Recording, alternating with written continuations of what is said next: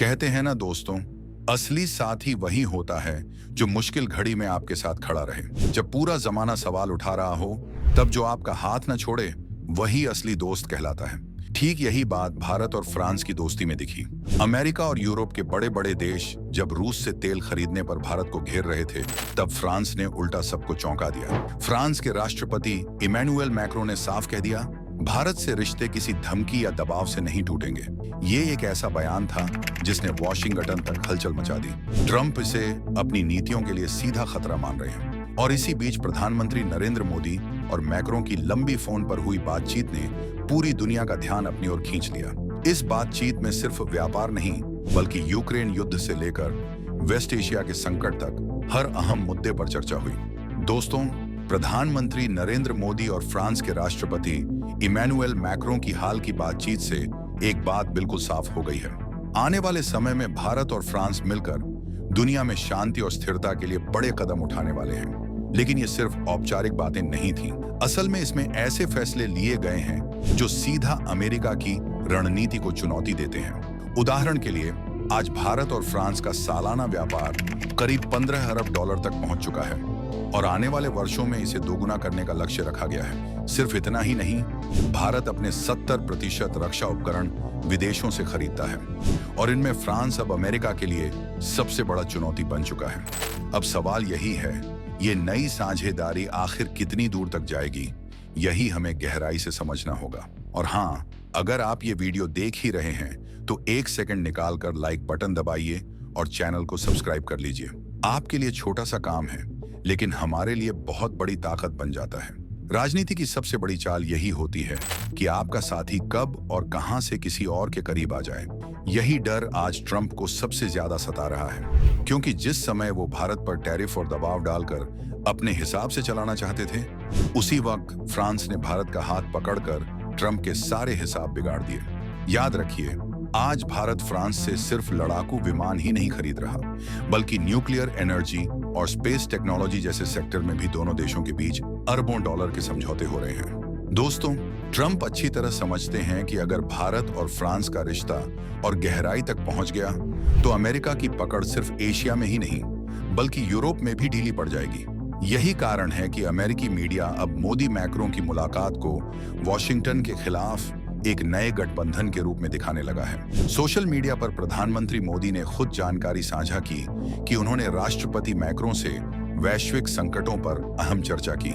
लेकिन असली झटका तब लगा जब मैक्रों ने अपनी पोस्ट अंग्रेजी में नहीं, बल्कि हिंदी में लिखी। जी हाँ, और यह कोई औपचारिकता नहीं थी, बल्कि एक सीधा संदेश था कि फ्रांस भारत की भावनाओं को समझता है और उसकी संस्कृति का सम्मान करता है।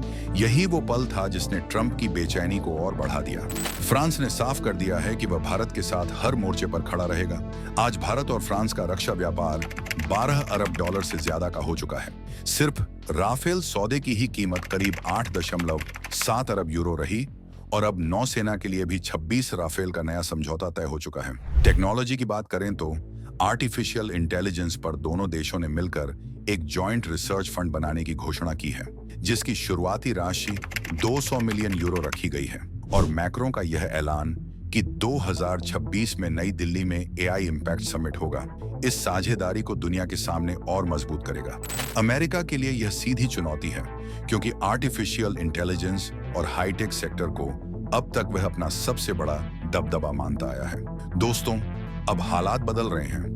भारत और फ्रांस की जोड़ी अब खुलकर अमेरिका को चुनौती देती नजर आ रही है।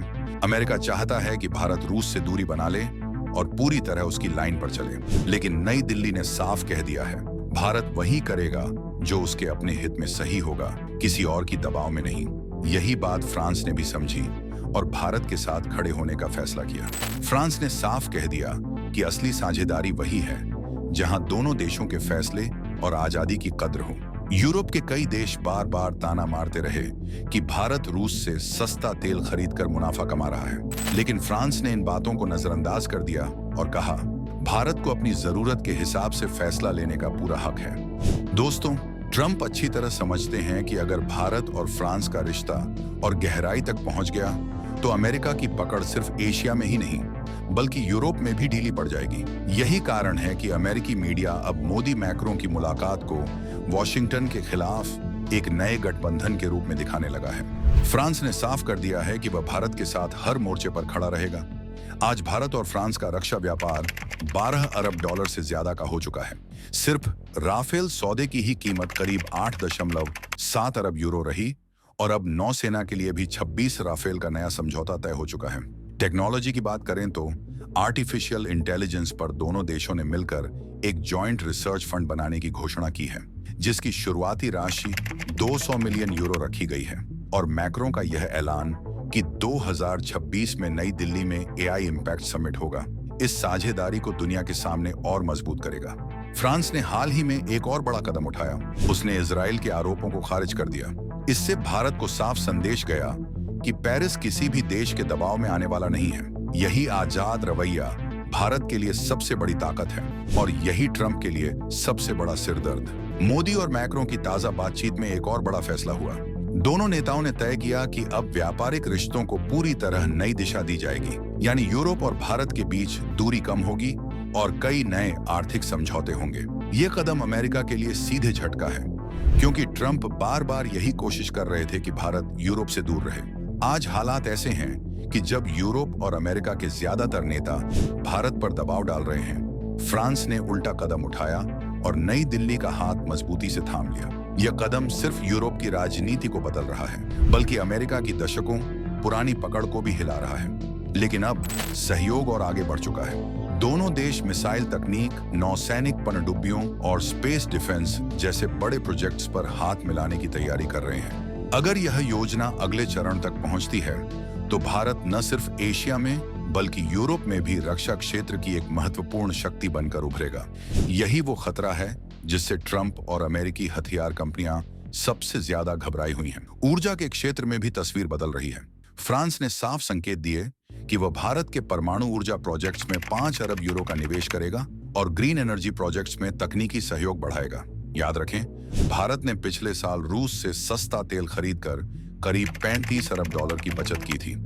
ये वही क्षेत्र है जिस पर अमेरिका लंबे समय से अपना दबदबा बनाए रखना चाहता था। लेकिन भारत फ्रांस की नई साझेदारी इस बाजार से अमेरिकी कंपनियों को बाहर कर सकती है। कूटनीति के मामले में भी फ्रांस का कदम बड़ा असर डाल रहा है। अब तक यूरोप की नीतियों में ब्रिटेन और जर्मनी का दबदबा था, लेकिन भारत के साथ खड़े होकर मैक्रो ने साफ कर दिया कि पेरिस अपनी स्वतंत्र विदेश नीति चलेगा। इस स्वतंत्रता ने भारत को नए विकल्प दिए हैं और ट्रंप की सारी योजनाओं को चुनौती दी है। तो दोस्तों, आपका इस पूरे मामले पर क्या कहना है? नीचे कमेंट करके जरूर बताएं। और हाँ, ये थी आज की बड़ी खबर, जिसे हमने बहुत रिसर्च और मेहनत के बाद आपके सामने रखा है। अगर आप हमारी मेहनत को सपोर्ट करना चाहते हैं, तो वीडियो को लाइक करें, चैनल को सब्सक्राइब करें और अपने दोस्तों के साथ शेयर करें, ताकि उन्हें भी ये जानकारी मिले। जय श्री राम।